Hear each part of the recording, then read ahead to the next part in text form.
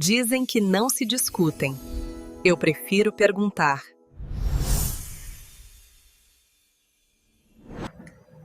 Hoje estamos aqui com meu amigo Márcio Deschantre, atleta, ator e narrador esportivo. Muito obrigado, meu amigo, por aceitar o convite e vir aqui bater esse papo no canal Qual o Seu Deus? O prazer é meu estar aqui nesse canal, que tem assuntos múltiplos, polêmicos, porém interessantes, né? E fazer essa participação é um grande prazer com o amigo Felipe, né? E espero que eu contribua alguma coisa com o canal com as minhas opiniões, né? Pô, com certeza, só de estar aqui está ajudando muito, né? A gente vai bater um papo bem light, né? O tema é polêmico, mas não é para criar polêmica, é para gerar entendimento, né? E conta um pouquinho aqui pro pessoal de casa, quem é você, né? Um pouco da sua vida profissional, pessoal, só para se apresentar mesmo para quem não conhece ainda o Márcio. Tá ok. Olha, eu sou ator formado pela Escola Estadual de Teatro Martins Pena, né? Eu entrei na Martins Pena em 2000, né? Levei quase 3 anos naquela escola porque eu tive alguns problemas, tive que trancar a matrícula, o curso leva 2 anos e meio, né? Eu me formei, foi uma experiência bastante marcante, né? Estudar teatro é uma coisa que marca a gente, né? Que mexe com as emoções. Um tempo depois eu ingressei na equipe de atletismo, né? Anos depois, participei dessa equipe por quase 5 anos, participei de várias provas no Rio, 2 meia maratona, prova de 5 e 10, enfim. E junto com essa participação na equipe, eu também participei de uma academia de dança, porque eu saí da Martins Pena e fui aconselhado a procurar uma academia de dança, porque você pode abrir novos mercados, né? Mas dança, para quem eu já tinha mais de 30 anos, é muito complicado, né? Jazz, você tem como base balé. Tem que ter uma elasticidade já, né? Que já passou. Já tinha passado a validade para isso, né? E junto com o atletismo, que é uma coisa que te deixa mais rígido, era complicado. Mas a minha trajetória até hoje, dentro do esporte da arte, foi essa, né? Eu fiz, na época da escola, eu fiz peças na escola, fora da escola também, algumas participações.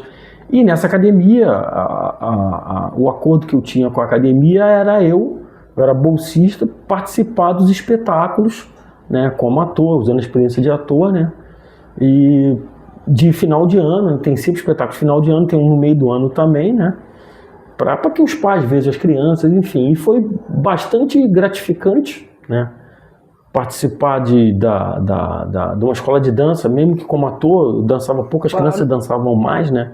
Tinha criança lá que tinha uma habilidade tremenda para dança, né? E tava passando a experiência também para as crianças, né? Sim, a experiência teatral eu acabei passando para elas, né? Porque as responsáveis pela academia começaram a fazer roteiros, né? Priorizando uma parte mais teatral, né? Uhum. E eu passava essa experiência, às vezes fazia teste de elenco com as bailarinas, né? Para ver quem sai melhor para fazer uma parte mais falada, né? Sim. Dentro da proposta, daquela proposta do espetáculo de cada ano, né? Eu me lembro que a minha primeira participação, eu fiz um mago que era muito mais interpretado do que dançado, do Quebra-Nozes, né? Que é um balé famoso do Tchaikovsky, né? Sim, claro. Eu fiz o mago, aí depois uma que foi bem legal, no ano seguinte, o Mágico de Oz, mas eu não fiz o mago, eu fiz a bruxa. O Mágico de Oz tinha uma bruxa, né? Que é bem diferente, né? Tinha uma bruxa, né? Que era até curto, né? O Mágico de Oz é uma história, se você analisar, ele é curto e bem fácil de entender, né? Uma coisa bem infantil, né? Eu fazia a bruxa e fiz também, teve um ano que foi o Chapeuzinho Vermelho e eu fiz o Lobo Mau, que foi até muito engraçado. Na segunda apresentação, o pai de um aluno contracenava comigo e fazia o caçador, né? Aí no momento dele pisar, foi ali no Sesc Madureira, ele estava com uma bota, né, meio improvisada, ele escorregou e caiu, né? Ele com a corda amarrada no pescoço, ele me prendendo, de Lobo Mau, ele caiu. Aí o pessoal riu, enfim, mas a proposta vai ser cômica mesmo, né? E essa foi as experiências que eu tive, né, na academia de dança, né? E foram uma das últimas, realmente, com palco, com teatro. Depois eu trabalhei no telemarketing um tempo, né? Agora estou trabalhando de inspetor de aluno. Sim. E pretendo, num futuro bem próximo, ter um canal também, né, junto com um amigo, né. Ele tem uma proposta interessante. Vamos falar um pouquinho dele daqui a pouco no canal. Assim, é uma proposta bem interessante. Pode revelar o nome para o pessoal já ou quer guardar ainda? Não, a gente vai guardar um certo segredo, porque nós ainda deixamos uma linha Wanda, mas esse amigo teve uma ideia interessante que vai inovar, né? É algo assim. Entre deixar surpresa. Vamos deixar surpresa. Deixa eu te perguntar assim: a gente que te conhece sabe que você tem uma pegada bem forte na questão racial, né? As questões sociais do nosso país. A sua família te influenciou de alguma maneira? Como é que você entrou nesse mundo, nessa questão racial? Então, foi o seguinte: eu não tinha muita consciência da problemática, quer dizer, eu já sofri problema de racismo na própria escola. Tem uma história que se eu ficar contando aqui vai levar um tempão, né? E era algo que as pessoas não acreditavam, né? Alguns professores da escola, observados por outros professores, né, num grupo, né, que era observado ao longo do tempo pelos professores, eles faziam uma espécie de seleção. Mesmo que os alunos fossem bons atores, eles selecionavam aqueles que tinham uma aparência que a mídia pede. Né? Então aqueles que às vezes eram melhores atores não ganhavam tão bons papéis e ficavam lá atrás. Mas enfim, isso deu um problema tremendo na escola, né? Enfim, daí a minha conscientização do problema racial começou daí. E também incentivado pela minha irmã, que é pedagoga, ela entrou no movimento negro. Sim. E começou a estudar bastante. As pessoas que escreveram obras ligadas ao estudo do racismo, né, como Francis Fanon, Cida Bento, e tem vários autores, né, que veem o racismo no Brasil e no mundo, né? Angela Davis, que é os Panteras Negras nos Estados Unidos, né? E a gente começou a observar, eu comecei a me interessar. Esse interesse maior tem uns 3 ou 4 anos só, até um pouco menos, né? Devido ao surgimento de certas coisas que apareceram na internet que começaram a me atravessar, né? E eu não concordava com aquilo. Entendi.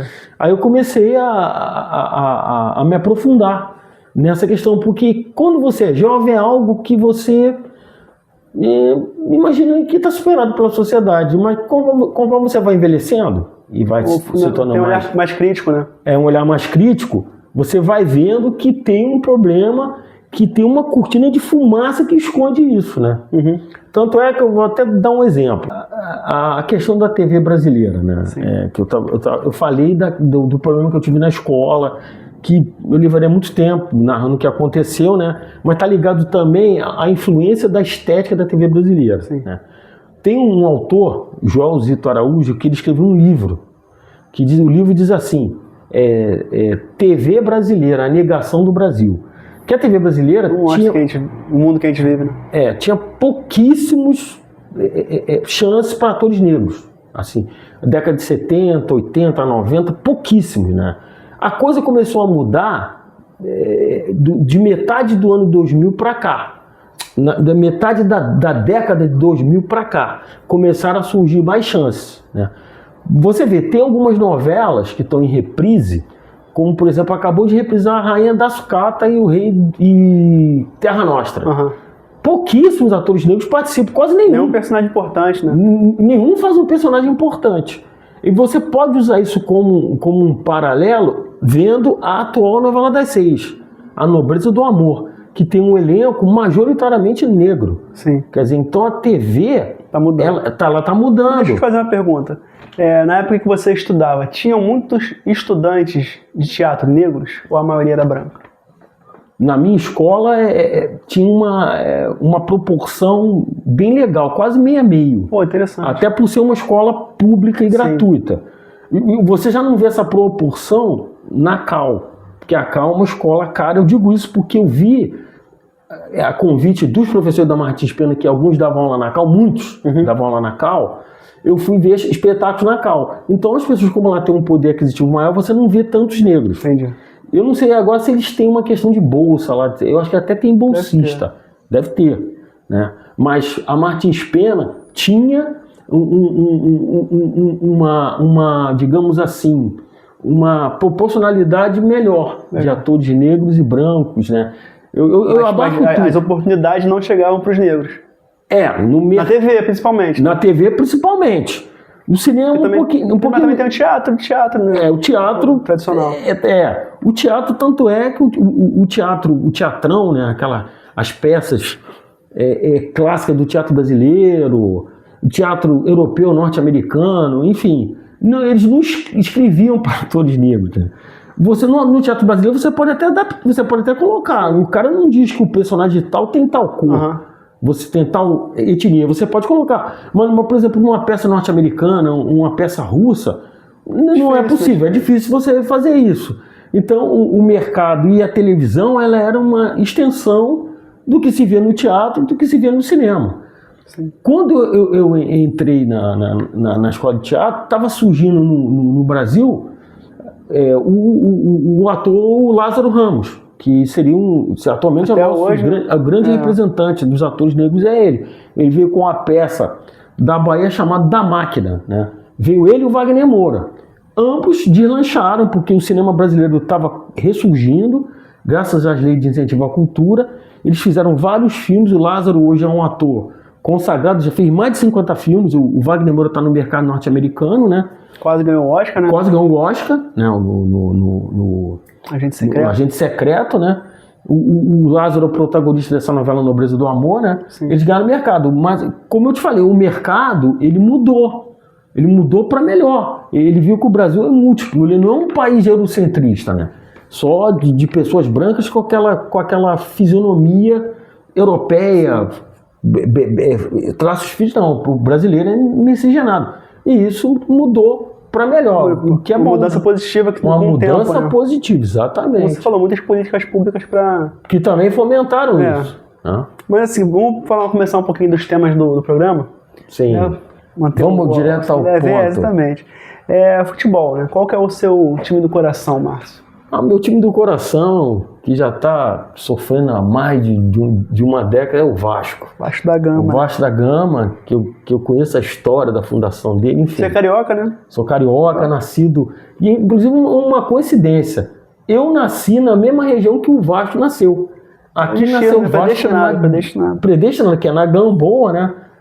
Eu nasci na Saúde, ali na Promatre, que é na região da Pequena África, e o Vasco nasceu na Gamboa, alguns quilômetros ali, um pouquinho, né? Tem a casa de onde nasceu o Vasco do Candinho, o primeiro presidente preto de um clube de futebol. Quase ninguém fala, né? Quase ninguém fala, você falou bem, Felipe. Ninguém fala no Candinho. O Candinho é o primeiro, talvez um dos poucos, que presidiu um time de futebol de grande expressão no Brasil. O Candinho, né? Ele ali, a casa dele, agora é onde nasceu o Vasco. Eu nasci ali, graças a Deus, o Vasco também. Graças a Deus, nasci ali, o Vasco nasceu. E como que você chegou a essa paixão pelo Vasco? Quando começou? Foi através do meu pai. Meu pai era vascaíno, né? Eu, até os 12 anos, eu não gostava muito de futebol, lutei judô, não levava muito esporte a sério, né? Lutei judô, enfim, queria lutar taekwondo por causa do Bruce Lee, aí meu pai botou no judô, fiquei contrariado, lutava mais contrariado. Hoje eu gosto do judô, mas eu lutava contrariado e tal. Mas eu fui gostar de futebol quando eu conheci uma turma, num colégio que eu estudei, o Paraíba, ali em Anchieta, né? Uma escola que perto de Olinda, tinha vários vascaínos, né? Aí eu não era muito fanático, mas eu comecei a gostar e a jogar futebol com eles. Aí pronto, aí virou uma paixão mesmo, avassaladora, né? Pelo Vasco, junto com eles. Até hoje, é uma das minhas paixões, é o Vasco. E assim, teve alguma alegria que te marcou?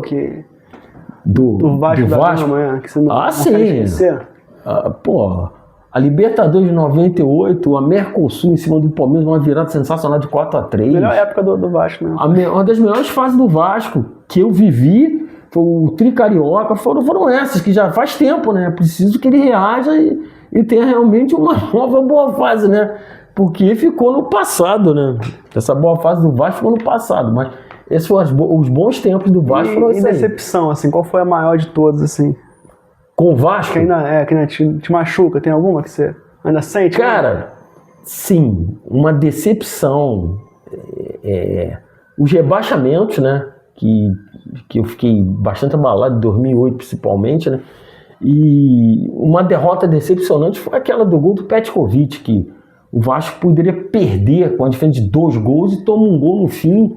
Depois vira até que não foi falta, mas é outra história. Minutos antes, o Juninho Paulista tem acertado a trave do goleiro do Flamengo, o Júlio César, né? Ele acertou a trave numa cobrança de falta e o Petkovic me acerta aquela bola longe pra caramba. É decepcionante. Agora, os rebaixamentos de um clube centenário realmente, e a maneira como o clube era mal administrado, um rombo financeiro tremendo que reverbera até hoje, é decepcionante. Eu espero que dias melhores venham por aí, né? É alguma coisa assim que o Vasco poderia fazer ou acontecer com o time que faria você virar a casaca? Você acha na sua... Se eu virar a casaca por causa do Vasco? Alguma coisa e falar, não sou mais vascaíno. Vasco passa dos limites. Não. Até hoje... Não, mas você acha que seria possível isso acontecer? Alguma coisa assim, pô, esse Vasco fez isso aqui, é impensável pra mim. É uma instituição, né? É difícil ter algo que ela vai fazer, né? Mas... Não, nada que me decepcione, que eu venha mudar de time. Eu acho que o time de futebol, você tem uma identidade muito grande com o time. Eu costumo dizer, às vezes em tom de brincadeira, mas realmente é uma coisa séria, que um homem, ele troca até de esposa, mas ele não troca de time de futebol. Eu não sei te explicar, esse teu canal é importante, nós falamos dessas três assuntos, que teoricamente seriam assuntos que vão no intelecto, mas infelizmente eles vão no coração. Também, claro. E é complicado. Um time de futebol está no teu coração. Você trocar, eu já tenho 62 anos, é quase inconcebível. Sim. Eu sou Vasco igual meu pai. Meu pai morreu com as 2 instituições que ele amava, que era a Polícia Rodoviária, ele é Patrulha Rodoviária Federal, e Vascaíno. Ele foi enterrado com a farda e a camisa do Vasco por baixo. Eu seria assim, cara. Não tem por que mudar. Não. Entendi. Esse amor que você tem pelo time, que tem-se por time, justifica a violência nos estádios? Ou algumas torcidas, não todas as torcidas organizadas, mas algumas fazem? Felipe, eu vou te dizer, tem uma coisa que é ruim para o futebol, é a violência das organizadas, que permeia o país. Isso já é um câncer que já vem de muitos anos, que ninguém consegue debelar, né? As organizadas são feitas, tem membros cada vez mais violentos, são jovens também. O jovem tem essa coisa da empolgação, não tem ninguém que controle. Nós assistimos assassinatos, sim, né? Verdadeiras facções criminosas. No meu time tem facções criminosas, eu digo que são criminosas. Torcida como a tal da Força Jovem, sim, a Mancha Negra, enfim, o Botafogo tem a tal da Fúria, o Flamengo tem a Jovem Fly e a Raça Rubro-Negra, o Fluminense tem Young Flu, ninguém, no São Paulo a Mancha Verde, a Gavião da Fiel, e nenhuma autoridade segura. Sim. Isso me afastou do Maracanã, por exemplo. Não dá pra levar a família assim. Não dá pra você levar a família pra um ambiente desse. Então, um Vasco Flamengo, que é um jogo emocionante, não dá pra você ir, você tem família, eu não, nesse momento, eu iria com os amigos, mas é impossível porque a gente tem medo de, por exemplo, levar uma bala perdida numa briga de torcida sem você ter nada a ver com isso. E violência no entorno, né? Assalto, no entorno, crime de todos os gêneros. Infelizmente o futebol virou, em vez de virar uma diversão, virou uma praça de guerra. Vamos passar pra religião então, já que a gente nessa parte de paixão, de amores infinitos. E amores infinitos. Qual que é a sua religião, Márcio? Olha, eu estou católico, acho catolicismo, eu estou no catolicismo desde criança, não fiz primeira comunhão nem me crismei, mas eu vou à igreja, não tenho ido muito, eu pretendo voltar, né? Mas fui criado por uma família católica, né? Se bem que a minha avó era um pouco politeísta, porque ela era uma católica que rezava muito, mas às vezes ia em centro espírita. Nós tínhamos uma tia em Caxias, né? que tinha ela ia, né? Dizem que não faz mal, enfim. Mas eu também pretendo um dia pesquisar sobre esse meu lado africano, de religião de matriz africana, e ver, mesmo que eu não seja um praticante, eu posso ir lá tomar um passe e saber as minhas origens, né? Que eu acho importante, né? Que fez parte desse processo de autoconhecimento de ser um negro, né? Sim. Isso faz parte também. A minha irmã que me aconselhou. de eu procurar essa questão espiritual. Porque eu estou muito mais ligado, para minha etnia, a uma religião de matriz africana do que ao catolicismo. O que eu acho importante, né? Eu estou nele há muito tempo, né? É difícil também você desvincular. Mas por que você não fez a primeira comunhão, por exemplo? Garoto, cara, era jovem, preguiçoso, queria jogar bola, tinha que ir pro catecismo, eu achava chato. Foi igual o judô, deixei porque eu achava chato e troquei pela pelada. Troquei pela pelada. A sua fé, né?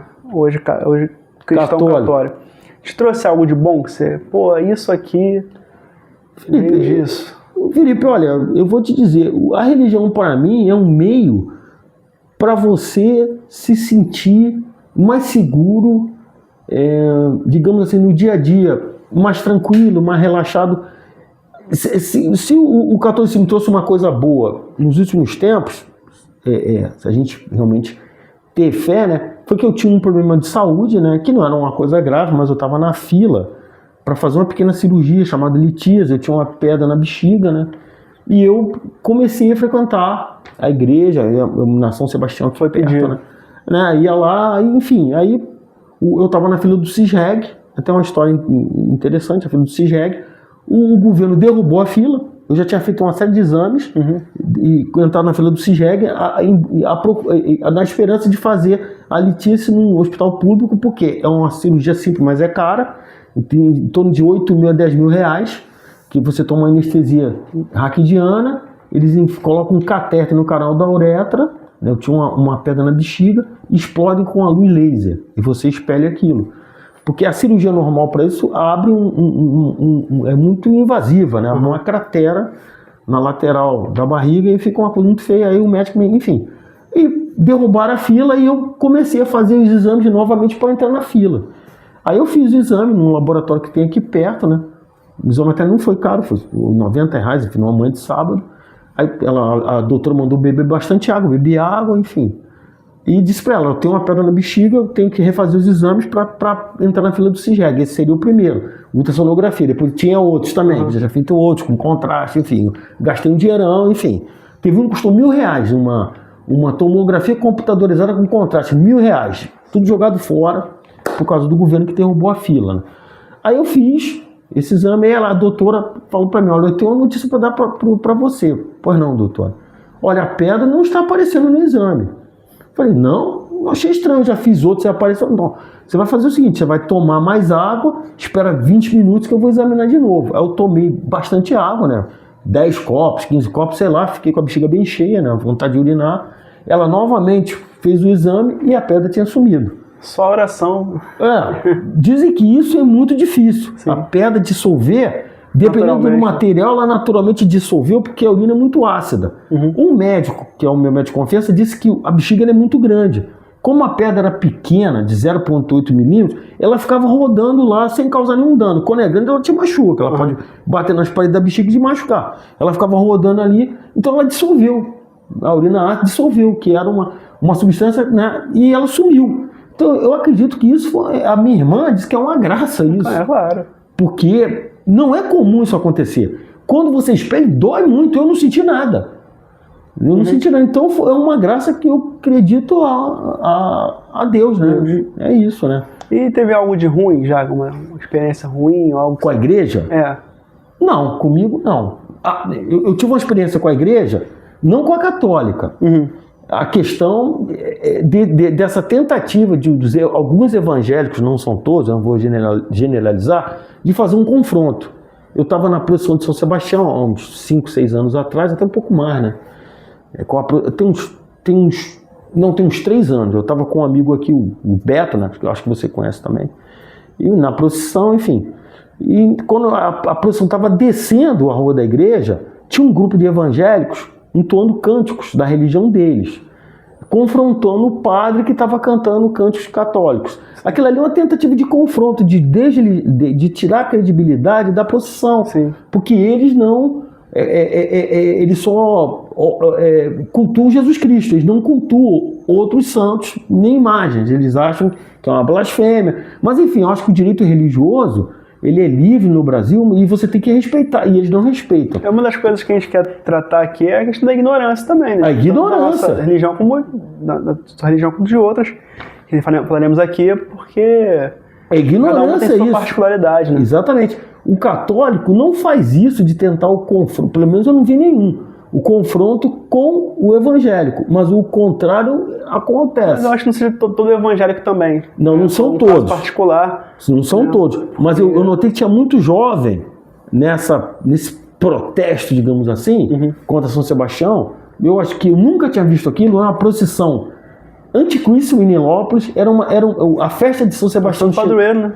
É o Santo Padroeiro do Rio de Janeiro, era uma festa que chegou a sair em jornais, como o Globo, a versão na capa, de tão cheia que estava, mas a festa foi acabando pela violência, né?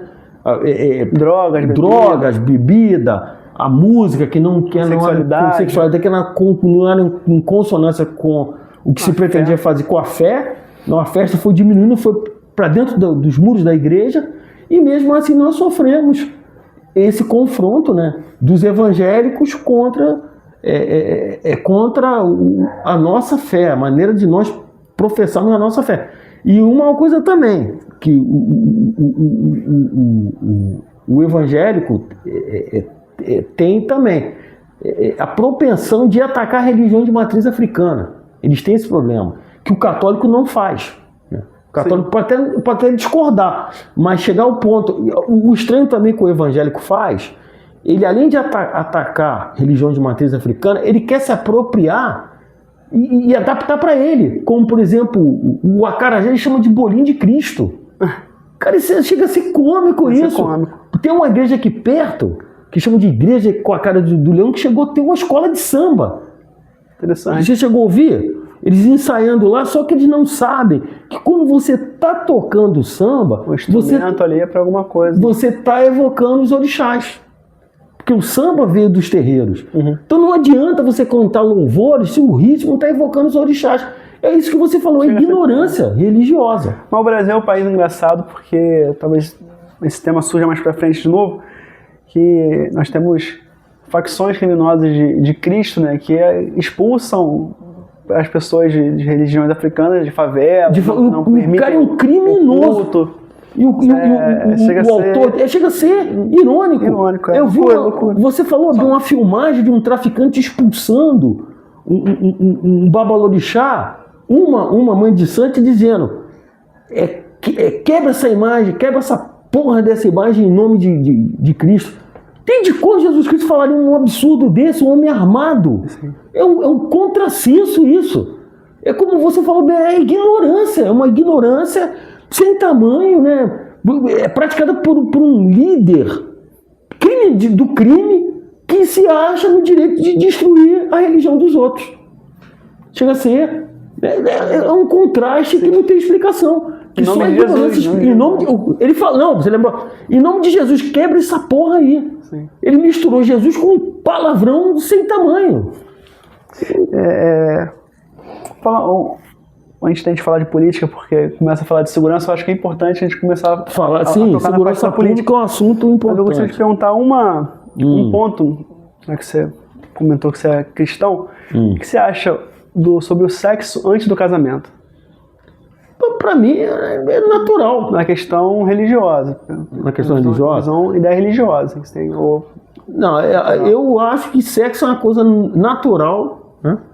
Que eu acho que as pessoas sentem essa demanda, só acho que tem que tomar cuidado com a saúde sexual, né?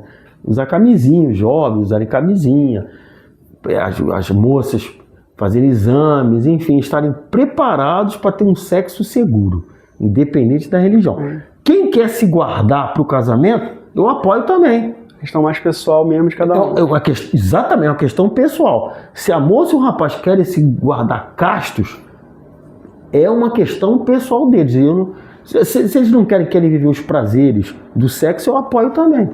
Eu sou democrata nesse aspecto. Eu não tenho filhos.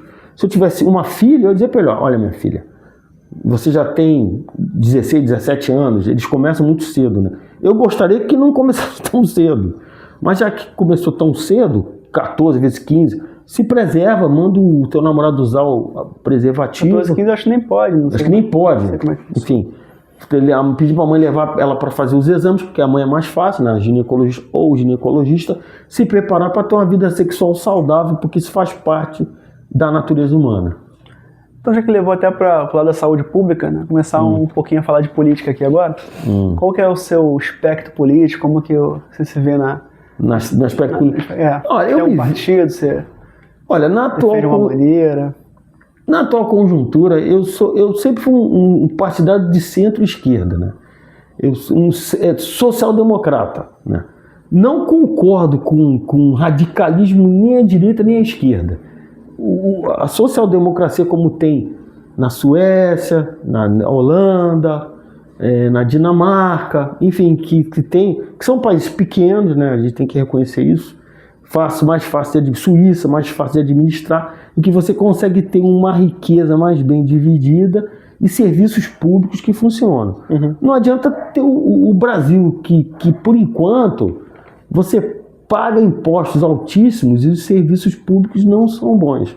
Isso tem que ter um equilíbrio, tem que melhorar. Tem que melhorar e muito, principalmente a saúde pública. A ideia do SUS é boa, mas a operacionalidade dele não é ainda. Eu mesmo fui atendido pelo SUS, fui bem atendido, porque eu tive um problema de ordem alcoólica, né? Que é até engraçado, né? Eu estava numa festa e ingenuamente eu tomei um destilado muito forte, que é a cachaça, que parece que aquilo não está te fazendo mal, depois eu simplesmente apaguei.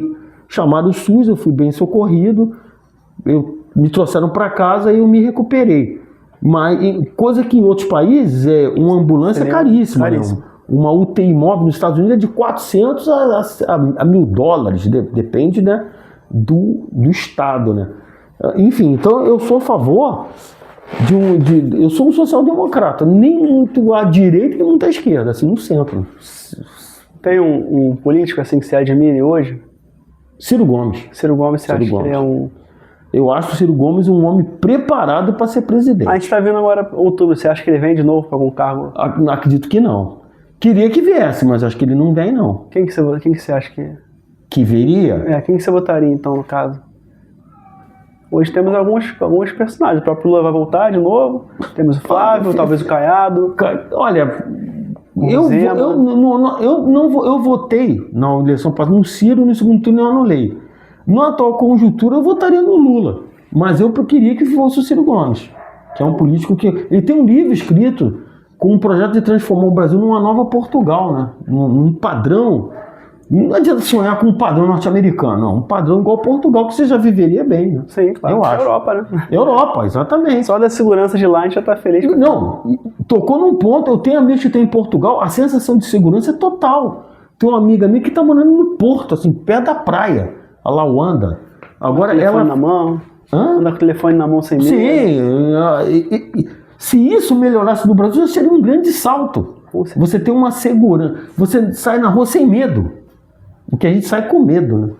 Muito. Dependendo até do horário, deixa eu ver que horas. Você ainda está cedo, com medo. Sim, é difícil. A gente vive num país que somos reféns dentro de casa, né? A gente não dentro de casa, a minha casa é gradeada. Tem que ser. Questão se é social-democrata, tá no meio do termo. Questão de porte de arma, o que você acha? Alguém entra na sua casa, se tiver que se defender, o que você... Não. 190 e não, rezar? Ter uma arma em casa, eu sou a favor, para você se defender. Você ter uma arma, ser treinado, ela registrada bonitinha, para você se defender. Eu só não acho legal você ter pó de arma para sair na rua. A posse é tranquila. Dentro de casa eu acho legal. Agora, você portar... A não ser que você tem um treinamento muito grande e para usar arma na rua. Eu acho complicado. Agora, dentro de casa eu sou a favor de você ter uma arma. Não é ter um armário igual o Cobra ou o Rambo. O Braddock. Você abriu um armário que... Essa coisa bem norte-americana cheio de fuzil, caixa de munição. Eu acho isso um exagero. Mas a pessoa tem que ser proibida de ter? Não, esse armário de arma, não, desde que seja algo regulado por um colecionador Eu até acho que o cara fosse se atirar no final de semana, acho que seria ruim, não. Mas assim, para autodefesa, uma arma já é o suficiente, eu acho. Também imagino que seja, né? Entendeu? Você tem um arsenal. Exagero. Eu acho como aquele tal de Thiago Brenan, que atacou a moça na academia, ele tinha um arsenal, ele tinha uma .50. Uma coisa assim, pra quê, né? Meio assim, fora da realidade. Você chegou a ver a foto ele com roupa camuflada, com um monte de arma. Sei lá, cara. Essa cultura armamentista não é muito a nossa, né? Enfim, eu vou te contar até uma história de ter uma arma, né? Tinha uma colunista, não sei se ela ainda vive, a Cora Ronay. A Cora Ronay escrevia num jornal importante, revista importante do país, né? No caso, o Globo. Falar o nome. E ela contou que tinha uma casa de campo, um sítio, que ela ia de vez em quando, e um caseiro tomava conta desse sítio. E ela tinha a herança do pai dela, uma arma, assim, antiga. Você sabe que arma, as pessoas morrem e as armas ficam. Sim. Tem dois objetos que duram muito, que você morre, teus pais morrem e aquilo fica. Que arma, fica girando. Arma, instrumento musical. Você tratando, por exemplo, tem pianos que são centenários. Tem revólver que são centenários. E funciona. E ela tinha esse tipo de arma. Uma arma, não digo centenária, mas era antiga. Aí disse que uma vez um meliante invadiu o sítio e o caseiro viu. Ele pegou a arma e atirou pro alto. O meliante fugiu. Ninguém ficou ferido. Porque o bandido, se ele for surpreendido, ele desiste, ele foge. Você não precisa nem atirar nele, né? Se você atirar, infelizmente tem que atirar para fazer um serviço, porque ele pode voltar. Se for um bandido perigoso, que o bandido quer se vingar. Mas esse, como deveria ser um ladrão porco, ele fugiu.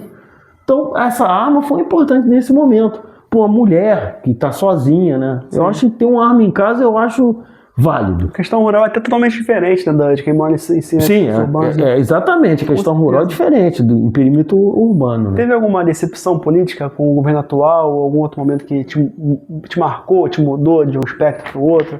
Uma decepção política? Tive. Eu votei no Bolsonaro, no antigo presidente, votei no segundo turno nele, né? Porque acreditava em tudo que estava acontecendo na corrupção, né? Eu ainda acredito, eu acho que aquilo aconteceu.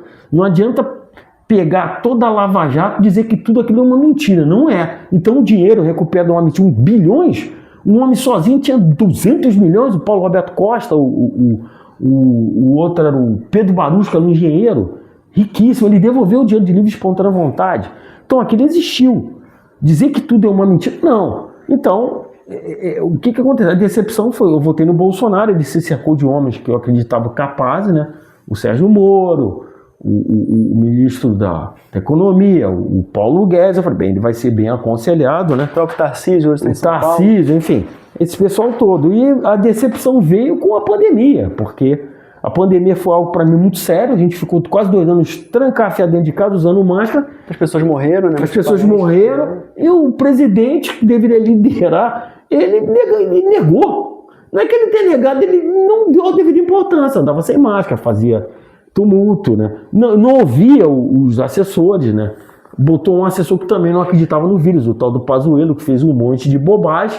Ali eu me decepcionei. Eu achei que ele seria um líder que lideraria o país contra a maior crise sanitária do mundo.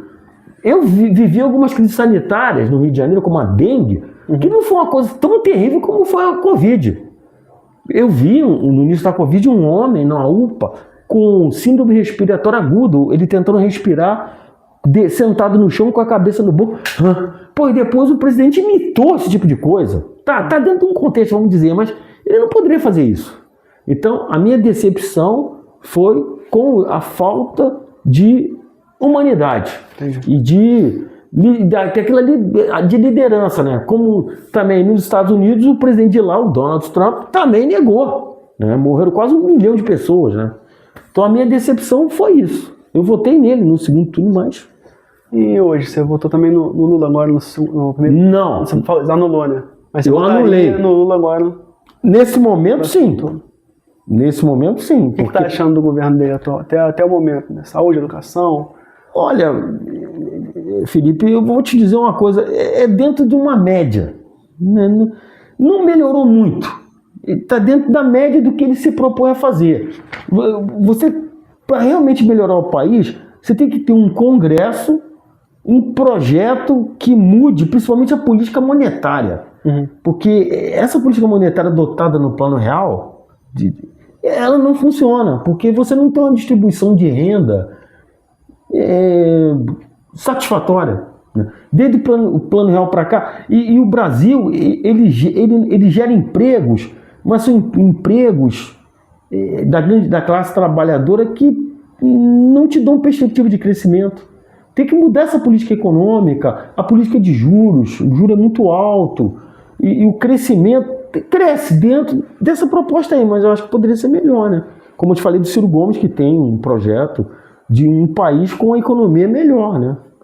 E essa coisa a sensação que ficou com a derrubada da Lava Jato é que ninguém mais vai combater a corrupção ou se propor, né? Ficou uma Os casos que estão sendo falados hoje, o pensamento aí? Sim, ficou esquisito, né? Porque você pegou uma operação. Agora, o que aconteceu? O Sérgio Moro, ele errou como juiz, que teria que ser neutro, em trocar informações com a força-tarefa.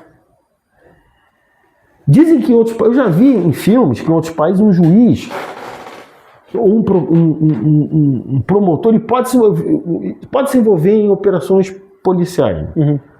Porque teve a operação Mãos Limpas na Itália, que tinha o Falcone, que foi morto num atentado, quase que terrorista, explodiu numa rua, abriu uma cratera.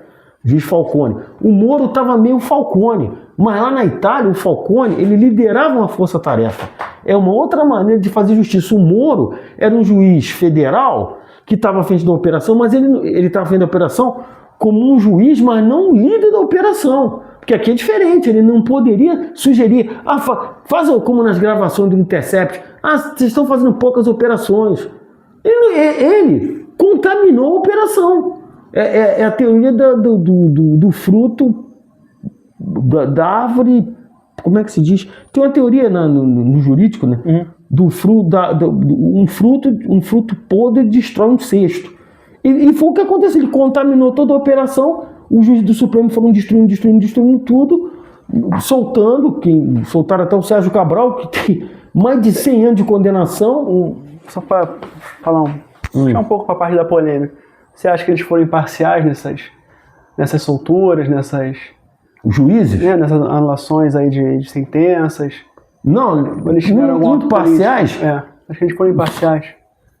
Entrou um pouco de uma coisa política nisso, né? Infelizmente, em liberar pessoas. O Sérgio Cabral eu acho um absurdo, né? Ele não tem condições nenhuma de voltar à vida pública. Ele é um meliante, né? Ele chegou a contratar uma empresa de carro forte para transportar o dinheiro que ele surrupiava. A questão, o que eu estou dizendo é que criou um constrangimento legal dentro do judiciário que fica difícil alguém tentar investigar. Porque uma operação que era exitosa, que era elogiada no exterior, chama de drywalls, né? Que eu vi o Luiz Alberto Barroso dizendo, a gente tem que mostrar para a juventude que vale a pena ser honesto. Dinheiro recuperado, porque o Sérgio Moro, nas gravações, trocava ideias. Uns juristas falavam, outra polêmica, falavam que ele não fez nada demais, já outros condenaram. Eu acho que um juiz não deve se envolver, ele tem que receber o material da investigação e julgar dentro da lei. Sim. Agora, ele sugerir que a gravação diz que vocês não estão fazendo pouca operação. Mas algum outro juiz hoje, desse momento para cá, teve alguma atitude parecida que você tenha visto? Que é do Sérgio Moro? O Moro não teve mais isso. Não, que eu tenha visto não, porque os juízes agora viram que era um caminho errado, né? E o Sérgio Moro, ele é um juiz, ele tem muita inspiração jurídica de outros países. Um dia desse ele postou uma foto do Supremo do Japão. Ele é um juiz que admira a história da delação premiada, que é algo que veio do exterior, que a Dilma Rousseff que sancionou, ele admira esse mecanismo, né? E ele estava usando bastante a delação premiada mediante essas prisões preventivas, que não tinha prazo para terminar, né? É o cara fazer a delação. É um mecanismo válido, né? Mas é algo, ele tem uma postura um pouco americana de ser juiz. Que lá nos Estados Unidos tem muita coisa de acordo. Tem muito acordo. Sim. Até eu vi um filme, é bom a gente citar, o Código de Honra, né, com o Tom Cruise e o Jack Nicholson, que o Tom Cruise era um advogado da Marinha, né, filho de um advogado também militar. O pai dele era um jurista brilhante, né, e tinha a personagem da Demi Moore era fã do pai dele, e eles vão investigar um caso, né, de abuso de autoridade dentro dos fuzileiros navais americanos, e ele queria fazer acordo. O Kevin Bacon era o promotor, ele queria fazer um acordo, né? E a garota não concordou. Ele com um taco de beisebol, jogando beisebol, ele fez um acordo, eu dou tanto pro cara de sentença, daqui a pouco, tá entendendo, né? E ele no final, por causa da personagem da Demi Moore, ele assume uma postura séria, de um advogado sério, e consegue arrancar uma confissão, porque ele mexeu com o ego do como é que é o personagem do Jack Nicholson, que aliás era fantástico, era um oficial, né? O Jack Nicholson aparecia pouco, mas quando aparecia dava um show, né? Enfim, no filme. Porque lá é uma justiça de acordos. Sim. De acordos de bastidores. Aqui não. Então o Sérgio Moro errou em tentar essa coisa. Ele estudou nos Estados Unidos também, né? Ele fez, acho que lá, sei lá. De trazer uma justiça meio made in USA. Então ele maculou a operação. Eu tenho um amigo que morou em Brasília, que conhece juízes de lá, que odeia o Sérgio Moro. Porque o Sérgio Moro fez tanta bobagem que ele destruiu a operação. Entendeu? Então ficou um vácuo difícil de um juiz assumir uma investigação dessa magnitude. Começa agora do Vorcaro, que é uma bomba relógio. O Vorcaro tinha um matador, tinha um sicário. O sicário é um matador dos cartéis mexicanos. Tem um filme. O cara tinha o nome de sicário, era para matar pro Vorcaro. Quer dizer, o grau de periculosidade de um cara desse, que fez uma festa para a filha de 20 milhões. Um absurdo. Sim. 20 milhões, um homem vive com esse dinheiro, sem trabalhar pro resto da vida, ele sabendo usar o dinheiro. Sim. Ele fez uma festa. Ele não é nada, né? Pra ele não é nada, é migalhas. Entendeu? Eu acho horrível isso. Horrível. Está acontecendo agora, né? Isso aí no atual governo, né? Tem muita coisa pra gente. Não vamos. Vai se desdobrar ainda aí, né? Vai se desdobrar. O Vorcaro é um grande escândalo. Idêntico à Lava Jato. Sim. Talvez até maior, né? Até maior, porque ele destruiu um sistema, ele destruiu um banco. Quando um banco quebra, é uma problemática no sistema financeiro. Sim. Uma problemática. E tem muita gente envolvida também, né? Tem, porque tem um fundo, que eu acho que, eu não sei se é estatal, para cobrir dívidas bancárias. Então você tem que investir nesse fundo. Sim. E ele fez um rombo gigantesco. Sim. A CPI, eu acho que foi... Não vai chegar nada. Mas deveria chegar, né? Deveria chegar, vamos ver. Vamos ver. Agora também vai ter deputado federal, estadual, senadores que vão mudar agora em outubro, que podem talvez... Mudar esse cenário. Você tem algum voto que veio da outra eleição? Vai esperar todo mundo se candidatar para definir para que você vai? Ou já tem candidatos para essas cadeiras.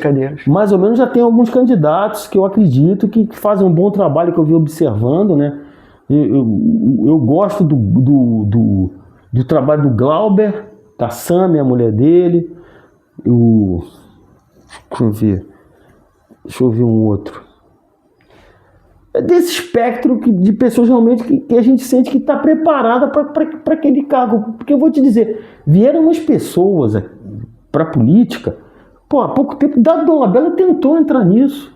Porque tem pessoas boas na direita? Tem, mas Tem gente ali, pô, esse Paulo Bilinski, pelo amor de Deus, o cara é um ignorante, que tem um crime mal explicado, brigou com a namorada, deu um tiro na namorada, diz que ela se suicidou, uma coisa muito mal explicada, entendeu? Então fica difícil.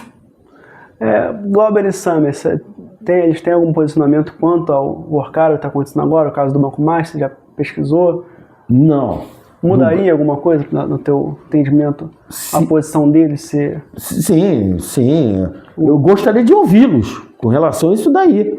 E Rio de Janeiro, né? O governo do estado, o que você está pensando aí?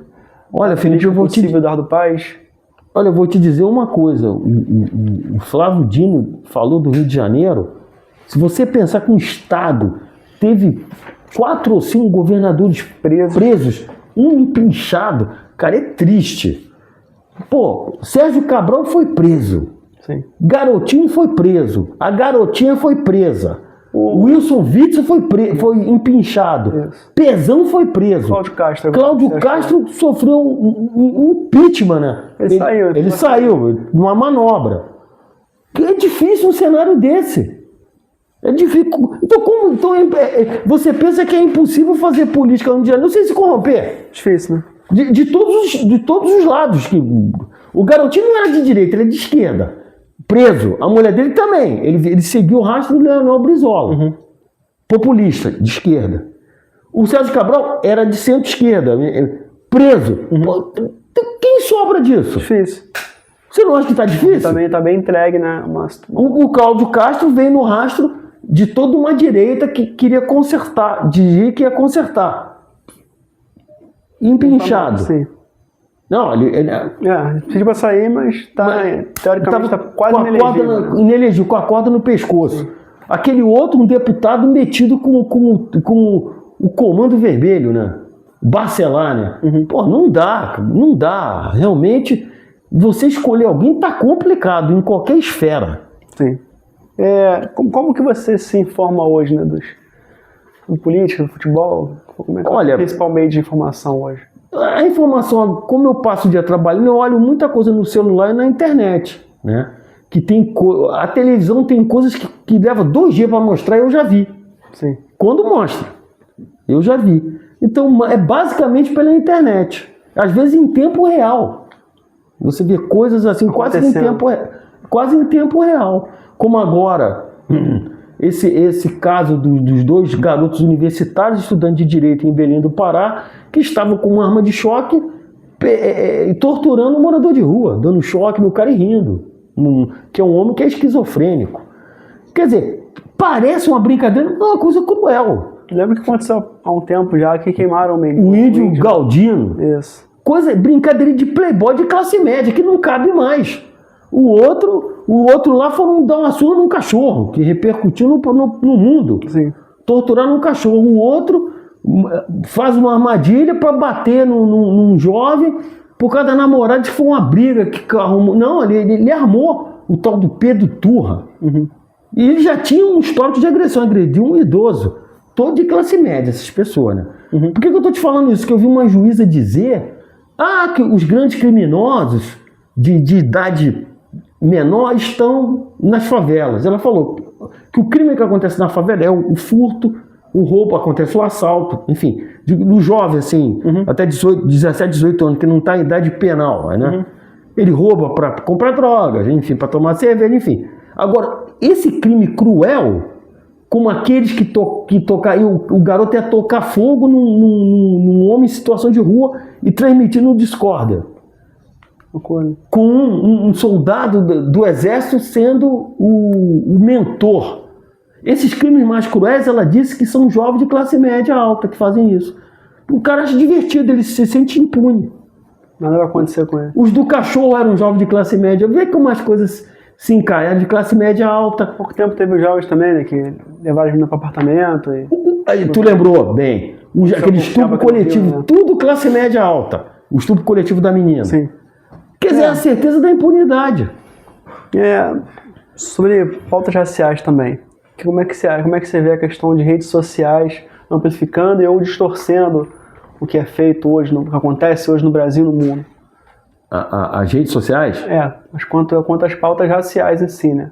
Como é que você tem visto sobre esse espectro? As redes sociais você tem que ter muito cuidado para ver, né? Porque realmente tem pessoas que distorcem, né? Isso é... Você tem, por exemplo, a questão das cotas, tem gente que explica como a coisa é feita, né? A cota racial, ela primeiro é social, ela é social. Dentro da social tem a racial. Uhum. Por exemplo, se 2 jovens têm uma renda pequena e estão disputando uma vaga, um jovem negro e um jovem branco. Se eles têm a mesma nota e a mesma renda, a vaga vai para o negro. Sim. Porque num percentual dentro do espectro de miséria, a população negra é maior. Uhum. Então, mas a cota ela começa social. Mas você explica isso, tem gente que faz ouvido de mercador e fica, não, porque é errado, é racismo reverso, e fala um monte de bobagens. Cara, é complicado explicar. Você ficar explicando isso. Eu vi uma menina num debate com aquele tal de Pavanato. Uhum. Aquilo é uma anta, cara, do MBL, tal de Pavanato. Ele não tem preparo nenhum. Ele queria fazer um debate com o Glauber, mas ele queria combinar perguntas. Não estou dizendo que a gente tem gente ruim, não, mas ele não é legal. Não é legal nem para a própria direita, porque ele só passa vergonha, né? Vai para a USP para arrumar confusão, para gravar. O que está existindo? Que eu vou te dizer. Tem pessoas que não têm um compromisso com a política, ela tem um compromisso de autopromoção. Sim. Na internet em busca de likes e se eleger ou se reeleger. Esse é que é o problema. Sim, deu certo com muita gente, né? Deu certo com muita gente, exatamente. Uhum. O cara se promove com polêmica e ele não tem preparo nenhum para estar ali. E ganha um salário de 40, 50 mil reais para ficar se promovendo, leva uma equipe para promover, ganhar likes e votos. Você comentou agora salário de políticos. Tem algo a ser feito com isso? Você como uma pessoa de esquerda, né? Centro-esquerda. A gente falou sobre a questão da desigualdade, distribuição de renda. Eles não se tornaram uma classe... Importante você falar isso. Olha, os políticos eles se tornaram uma classe à margem da sociedade, da realidade brasileira. Porque eles ganham bons salários, vários penduricalhos, nada que justifique tanto dinheiro. Eles tinham que fazer muito mais. Principalmente o congressista no Congresso Nacional. 50 mil de salário, carro, verba de gabinete, gasolina. Verba de gabinete pode contratar um monte de assessores, eles contratam, ainda fazem rachadinhas, o cara dá metade do salário.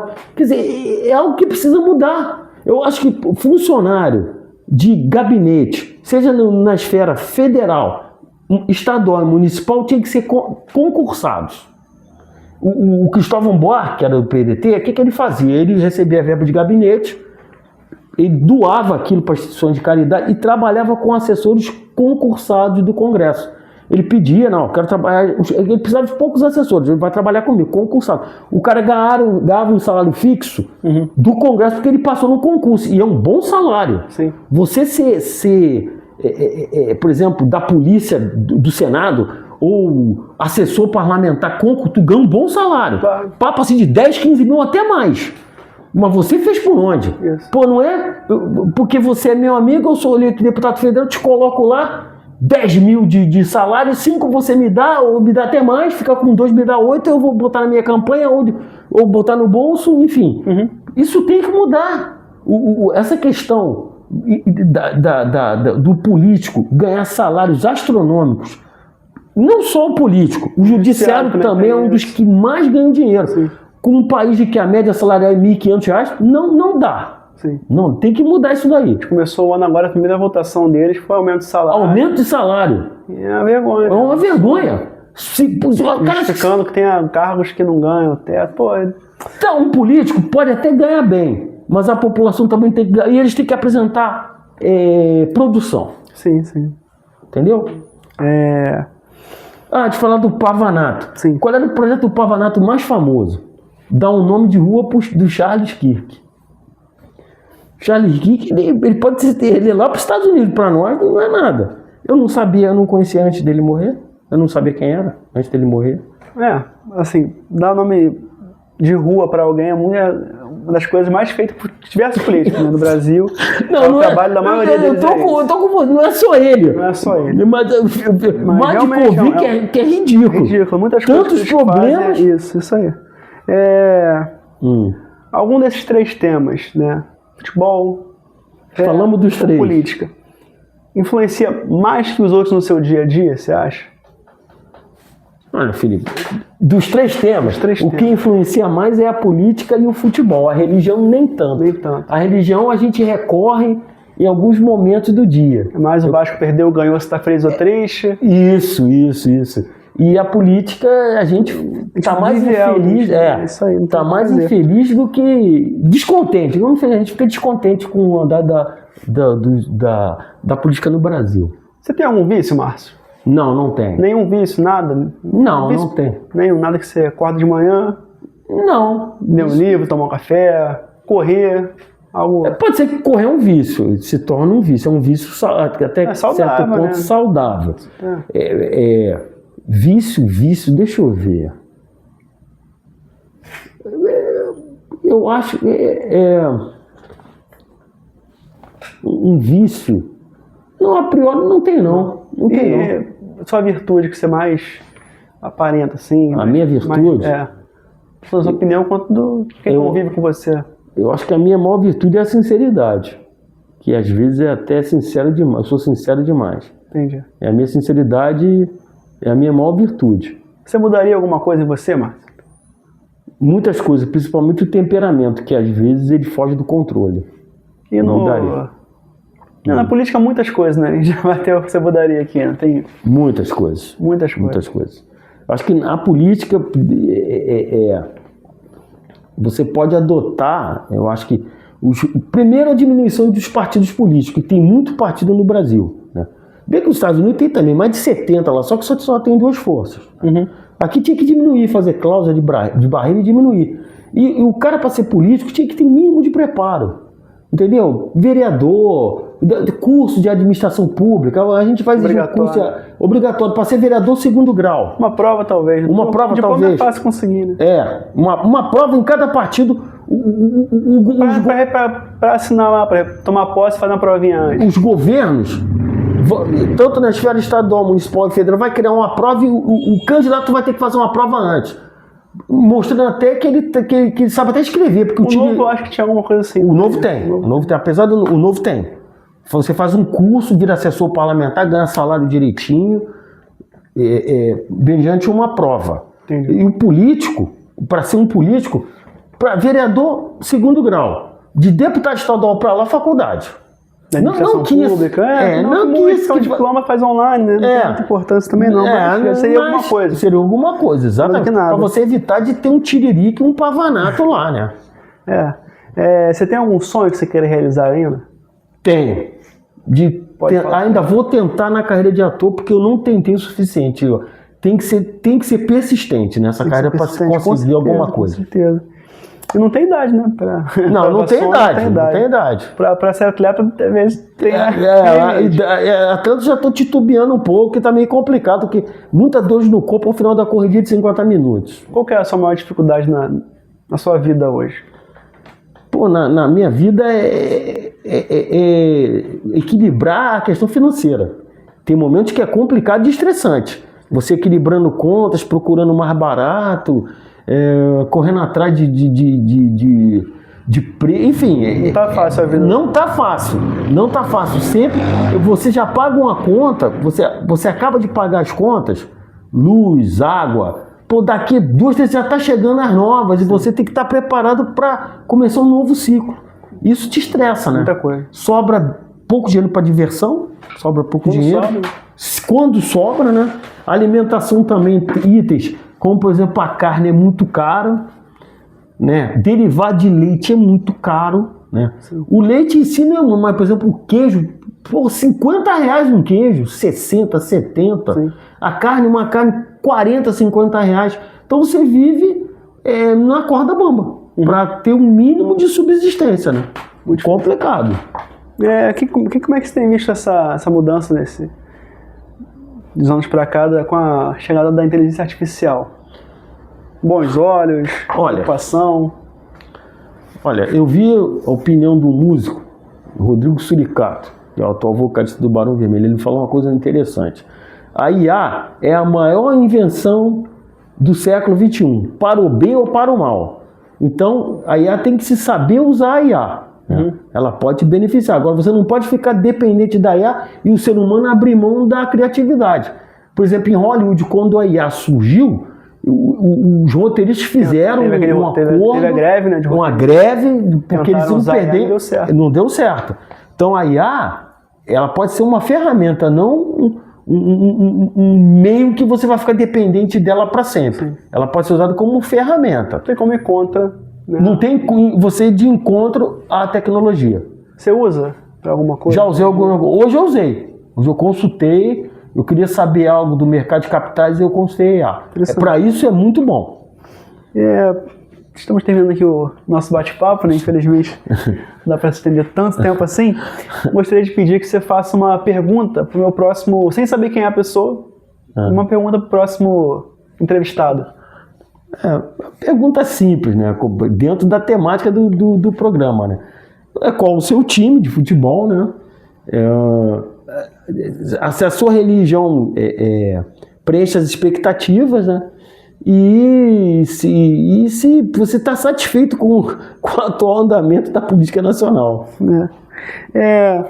Você quer deixar o nosso público aqui? Um recado? Não um recado exatamente em si, mas algo que você queira que o público conheça. Talvez um programa social, algum grupo, algo legal para compartilhar com o pessoal de casa aí. Não, eu acho que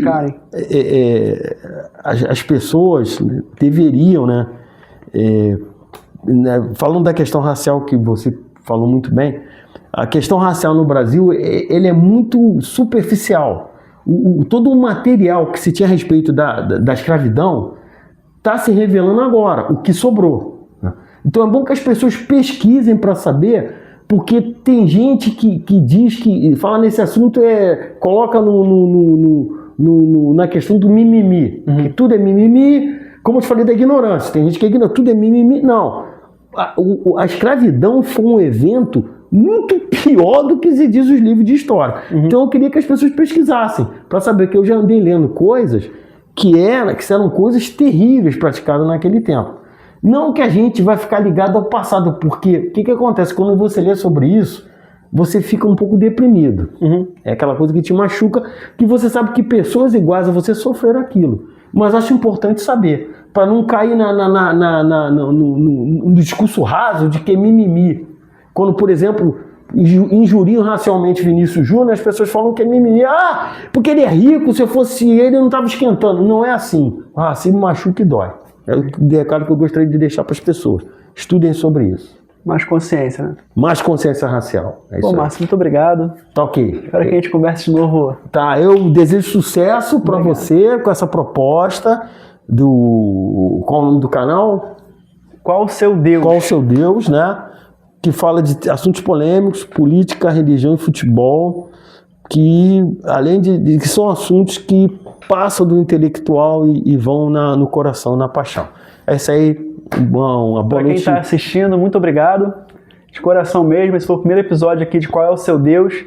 Fica a pergunta para você de casa, escreve aqui no comentário. Muito obrigado, até a próxima, pessoal. Até a próxima aí. Dizem que não se discutem. Eu prefiro perguntar.